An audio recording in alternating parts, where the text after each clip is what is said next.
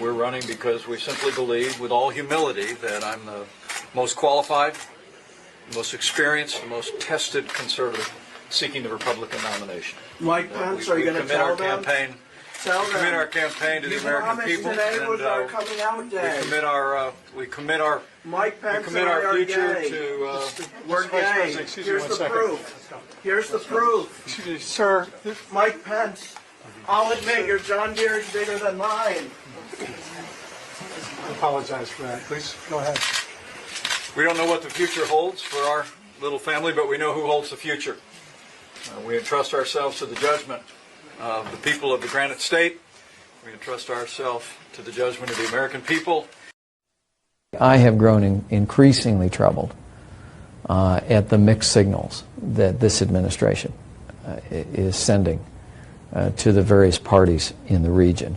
It feels for all the world that we are sliding back to the era of the Clinton administration, where it was the ambition of the United States to be an honest broker in the region. Well, I take issue with that. I think President George W. Bush got it right. The United States certainly wants to be honest, but we don't want to be a broker. A broker doesn't take sides.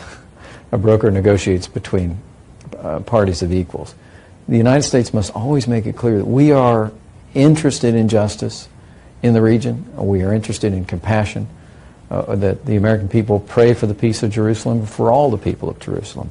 But America's on the side of Israel. But America's on the side of Israel. And to send any other message than our unwavering support, that we will stand with what the sovereign government and the people of Israel decide is in their interest, I think represents a departure from where the heart of the American people are at. It's been a joy for me, though, maybe more than any other issue. Ever since I first arrived on Capitol Hill, whenever any topic of Israel came up, I would run to the House floor and seek time and speak. It generated some interesting conversations early on. A number of my more liberal colleagues, some of whom from the Jewish community and Democratic Party, would oftentimes come up to me and say, "Hey, great speech," and they'd say, "Is there a big Jewish population out there in eastern Indiana we don't know about?" And I'd say, "No, not not very large at all, to my knowledge." And they'd say, "Well, what's your mother's maiden name?" Trying to figure out.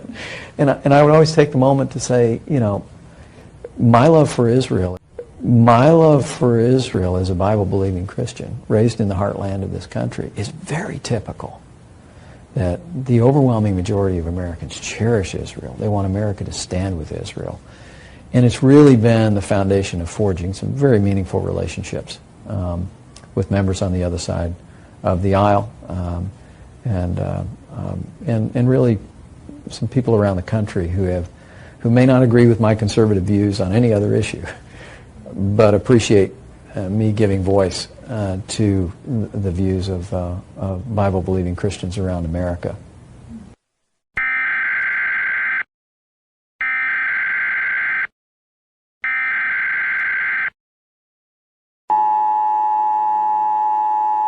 This is not a test.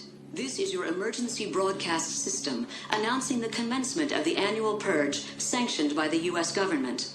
Weapons of Class 4 and lower have been authorized for use during the purge. All other weapons are restricted. Government officials of ranking 10 have been granted immunity from the purge and shall not be harmed.